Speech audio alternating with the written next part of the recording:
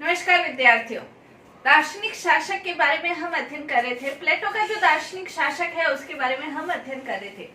दार्शनिक शासक का निर्माण कैसे होता है, उसके कर्तव्य क्या है, उसके गुण क्या है, इन सब के बारे में हम अध्ययन कर चुके हैं।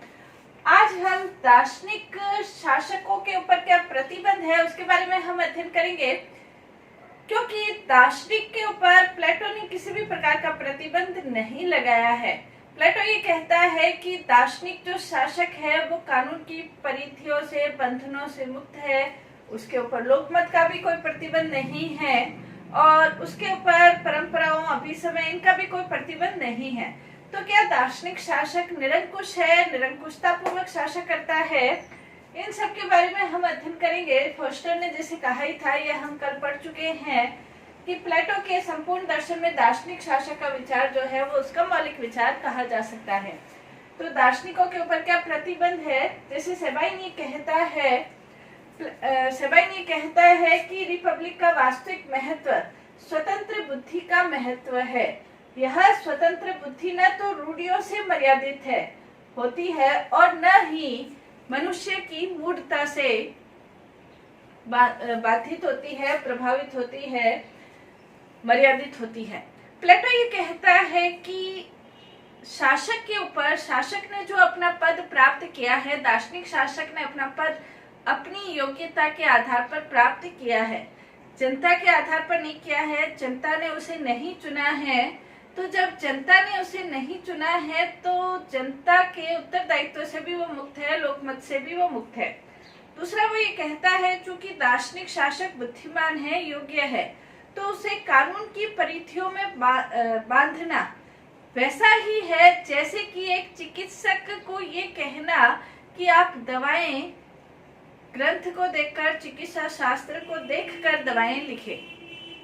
तो उसकी योग्यता पे शक करना, यानी कि उसने योग्य है, बुद्धिमान है, विवेकशील है, इसी आधार पर वो दार्शनिक शासक बना है। तो उसके आधार पर उसको कानून की मर्यादाओं में उसके हाथ को बांधने से वो अपनी स्वतंत्र बुद्धि का प्रयोग नहीं कर पाएगा, और जब वो अपनी स्वतंत्रता पूर्वक शासन नहीं कर पाएगा तो शासन कार्य का समुचित रूप से संचालन नहीं हो पाएगा। इसलिए प्लेटो दार्शनिक शासक को हर प्रकार की मर्यादाओं से, हर प्रकार के बंधनों से वो मुक्त रखना चाहता है। प्लेटो लोकमत का, कानून का, रूढ़ियों का, परंपराओं का, सब बंधनों से मुक्त अपने विवेक के अनुसार, अपने ज्ञान के अनुसार, अपने दार्शनिकता के अनुसार दार्शनिक शासक शासन करता है। तो क्या वास्तव में ऐसा है? प्लेटो के दार्शनिक शासक के ऊपर किसी भी प्रकार का क्या प्रतिबंध नहीं है? तो प्लेटो अपनी रिपब्लिक के अंतर्गत दार्शनिक शासक के ऊपर 4 प्रकार की मर्यादाएं लगाता है। वो 4 प्रकार की मर्यादाओं के अंतर्गत पहला और ये है कि राज्य में धन और निर्धनता के प्रवेश को रोकना। प्लेटो ये कहता है कि शासक का ये कर्तव्य है कि राज्य के अंतर्गत वो ये देखे कि बहुत ज्यादा धन भी नहीं आए और बहुत ज्यादा निर्धनता भी नहीं आनी चाहिए। यह शासक का महत्वपूर्ण कर्तव्य है, क्योंकि यदि बहुत ज्यादा धन शासन के अंतर्गत आता है तो शासन में विलासितापूर्ण जीवन जीने की और जनता आकृष्ट हो जाती है। इसलिए बहुत ज्यादा धन भी नहीं आना चाहिए और निर्धनता, दरिद्रता, गरीबी भी बहुत ज्यादा नहीं होनी चाहिए, क्योंकि दरिद्रता से अनेक प्रकार के अपराधों को जन्म देती है। तो इससे इन दोनों की अधिकता शासन के अंतर्गत नहीं होनी चाहिए।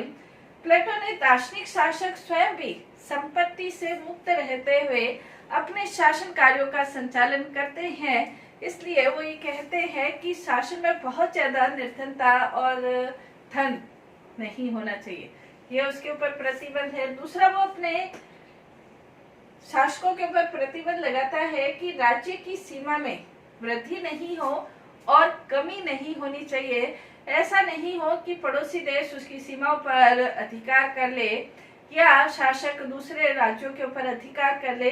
इस प्रकार की प्रवृत्ति से भी उसे अलग रहते हुए शासन कार्य करना चाहिए। लोभ लालच की, छल कपट की, इस तरह की प्रवृत्तियां दार्शनिक शासक में नहीं होनी चाहिए।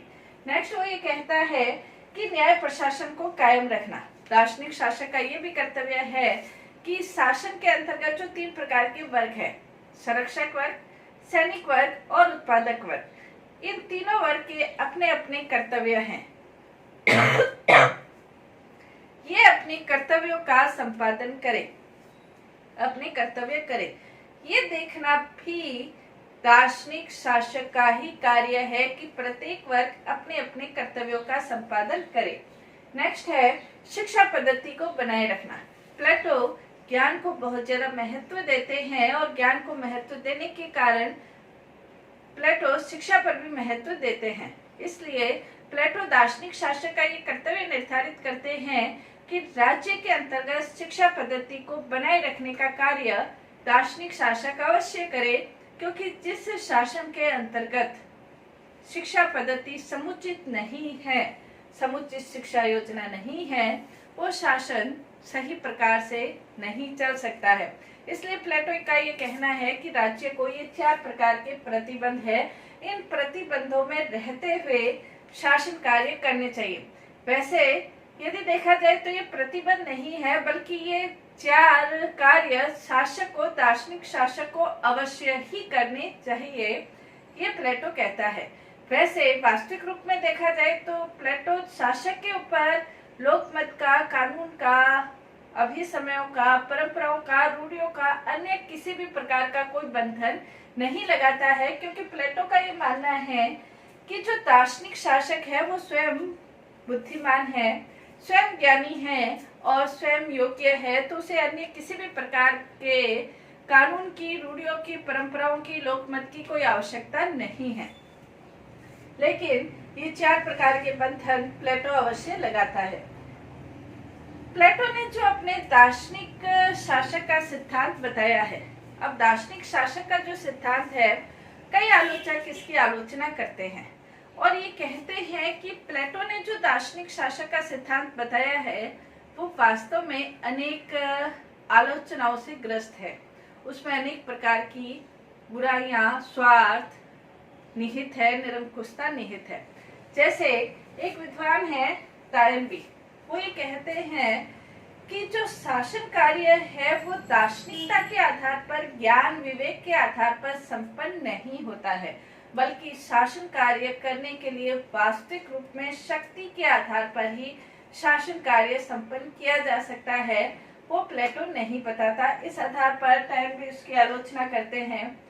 क्रॉसमैन ये कहते हैं कि बुद्धिमान जो व्यक्ति है, संपूर्ण जन समूह में से बुद्धिमान व्यक्तियों को छांटना असंभव सा कार्य है, और प्लेटो संपूर्ण जो व्यक्ति है उनमें से तो वो छांट ही नहीं रहा बुद्धिमान व्यक्तियों को, वो सिर्फ कुलीन वर्ग में से ही छांट रहा है। तो इस आधार पर भी बुद्धिमान व्यक्तियों को कैसे अस्तित्व में लाया जाए, कैसे उनको शासन दिया जाए, इस आधार पर भी उसकी आलोचना की जाती है। नेक्स्ट जैसे पोपर है, वो ये कहते हैं कि प्लेटो ने अपने दार्शनिक शासक के सिद्धांत के आधार पर अपने खुद का जो स्वार्थ है वो सिद्ध करने की कोशिश की है, क्योंकि प्लेटो दार्शनिकता की आड़ में, प्लेटो स्वयं अपने आप को बहुत बुद्धिमान समझते थे, ज्ञानी समझते थे, इसलिए वो ये कहते हैं कि प्लेटो स्वयं स्वार्थ के आधार पर स्वयं शासक बनने की उनकी इच्छा थी, और इस आधार पर जो पॉपर है वो इसकी आलोचना करते हैं कि इसमें दार्शनिक शासक में प्लेटो का कहीं न कहीं खुद का स्वार्थ समाया हुआ है।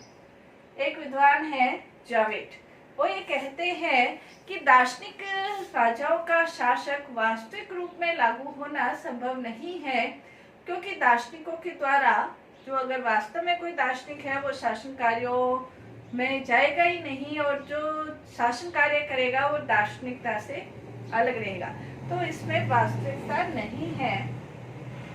सेबाइनी कहते हैं दार्शनिक शासक का सिद्धांत प्रबुद्ध निरंकुशता का सिद्धांत है, क्योंकि इसके अंतर्गत प्लेटो ने किसी भी प्रकार की जो मर्यादा है, कोई भी बंधन है, उसको नहीं लगाया है। इसलिए सेबाइनी ये कहते हैं कि यह प्रबुद्ध निरंकुशता का द्योतक है, सिद्धांत है।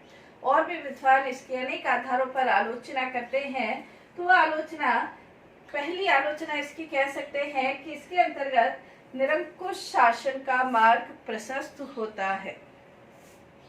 दार्शनिक शासक के आधार पर निरंकुशता का मार्ग प्रशस्त होता है। जो शासक है उसके ऊपर किसी भी प्रकार की मर्यादा नहीं है, बंधन नहीं है, कानून का कोई बंधन नहीं है, न वो जनता के प्रति उत्तरदायी है। इसलिए आलोचक कहते हैं कि इससे निरंकुशता का मार्ग प्रशस्त होता है। नेक्स्ट, इसके अंतर्गत दार्शनिक शासक का जो सिद्धांत है, इसमें व्यक्तियों को स्वयं की कोई स्वतंत्रता नहीं है। व्यक्तियों का स्वयं की जो स्वतंत्रता है, विवेक है, वो अंत हो जाता है। विद्वान ये कहते हैं कि राज्य के शासन में, शासन रूपी मशीनरी में जो नागरिकों की भूमिका है वो एक कल पुर्जे की भांति हो जाती है। उनका खुद की चेतना, खुद का व्यक्तित्व धूमिल हो जाता है। शासन के कार्यों को, इच्छा को कार्य रूप में परिणत करना ही उनका एकमात्र उद्देश्य रह जाता है। तो ऐसे व्यक्ति अपना शासन कार्य में जब वो अपनी गतिशीलता, अपना विचार, अपने कार्य स्वतंत्र रूप से जब प्रकट नहीं कर सकते, तो एक जिंदा लाश बनकर रह जाते हैं। उनकी स्वतंत्रता पर ग्रहण लग जाता है। इस कारण से भी उसकी आलोचना की जाती है। नेक्स्ट, कई विद्वान कहते हैं कि इसमें समानता की अवहेलना है। वर्तमान समय लोकतांत्रिक राज्यों के अंतर्गत सबके साथ समानता का व्यवहार किया जाता है, लेकिन प्लेटो ने व्यक्तियों के गुणों के आधार पर उसे 3 भागों में विभाजित करके समानता के सिद्धांत की अवहेलना की है।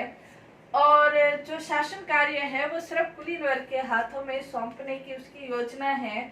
इस आधार पर भी उसकी आलोचना की जाती है, क्योंकि शिक्षा की जो योजना है वो सिर्फ सैनिक वर्ग, संरक्षक वर्ग के लिए ही है, उत्पादक वर्ग के लिए नहीं है। तो समानता का सीधा सीधा उल्लंघन उसके सिद्धांतों में देखने को मिलता है। इस कारण से भी उसकी आलोचना की जाती है।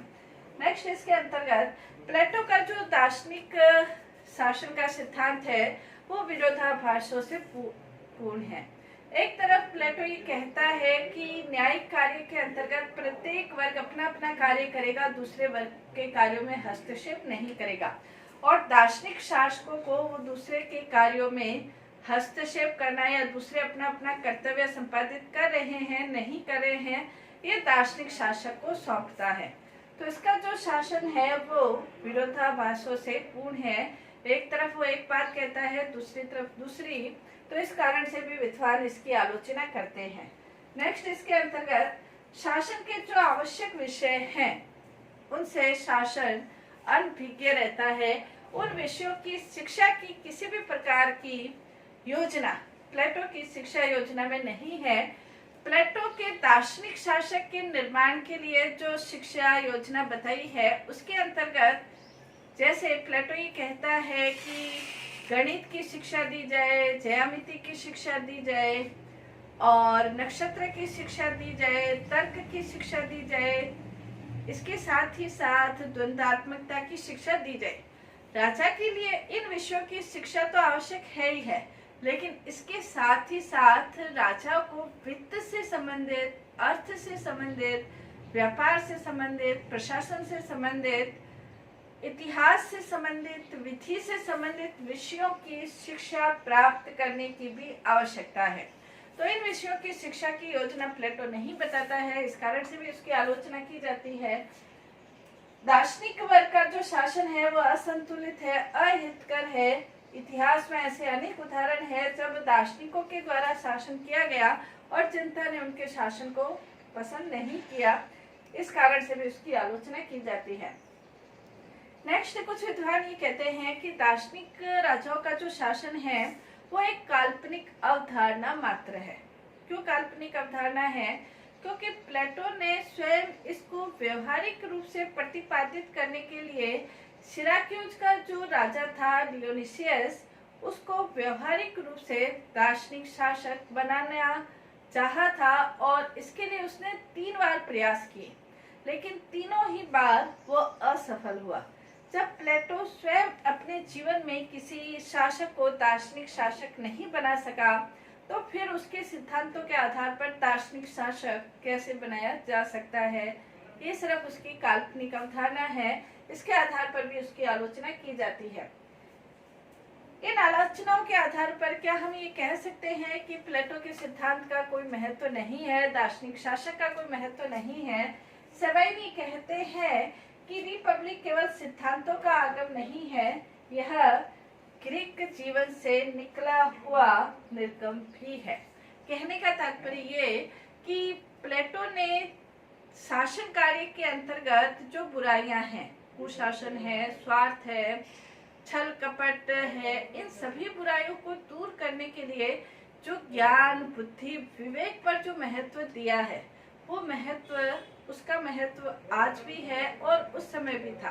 प्लेटो ये चाहता है कि जो शासन कार्य है वो शासन कार्य विवेकपूर्ण व्यक्तियों के हाथ में हो, जिनकी स्मरण शक्ति तीक्ष्ण हो और जिनका चरित्र उज्जवल हो और जो ज्ञानवान हो, विवेकशील हो।